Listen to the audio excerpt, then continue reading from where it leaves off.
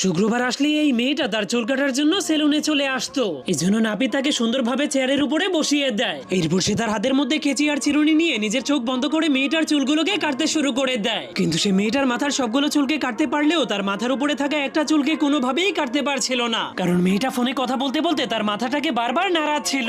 যার কারণে নাপিত অনেক রেগে তার মাথার উপরে অনেক জোরে কেচি চালিয়ে দেওয়ার কারণে তার চুলের একটা ঝুঁটি কেটে যায়। যা দেখে নাপিত অনেক ভয় পেয়ে জলদি করে সেই ঝুঁটিটাকে উঠিয়ে সেটাতে ঘাম লাগাতে শুরু করে দেয়। এরপর সেটাকে মেয়েটার মাথায় জোড়া লাগিয়ে দিলে হঠাৎ করে সেটা নিচে পড়ে যায়। যার কারণে সে একটা ক্লিপের সাহায্যে ঝুঁটিটাকে মেয়েটার মাথায় লাগিয়ে দেওয়ার চেষ্টা করলেও সে ব্যর্থ হয়ে যায়। তবুও সে হার না মেনে চুলগুলোকে তার মাথার সঙ্গে জোড়া লাগানোর জন্য একটা হিটার মেশিন দিয়ে কারেন্টের হিট দিতে শুরু করে দেয়। কিন্তু হিট বেশি হয়ে যাওয়ার কারণে হঠাৎ করে মেয়েটার চুলে আগুন ধরে গেলে নাপিত প্রচন্ড ভয় পেয়ে যায় এবং আগুনগুলোকে নিভানোর জন্য অনেক চেষ্টা করার পর ফাইনালি আগুনগুলো নিভে যায়। কিন্তু চুলগুলো পুড়ে একদমই ছাই হয়ে যায়, এমনকি নাপিতের চেহারাটাও একদমই কালো হয়ে যায়। এরপর নাপিত তার মুখ মুছে অনেক টেনশনে পড়ে যায় যে কিভাবে মেয়েটার চুলগুলো ঠিক করে দিবে।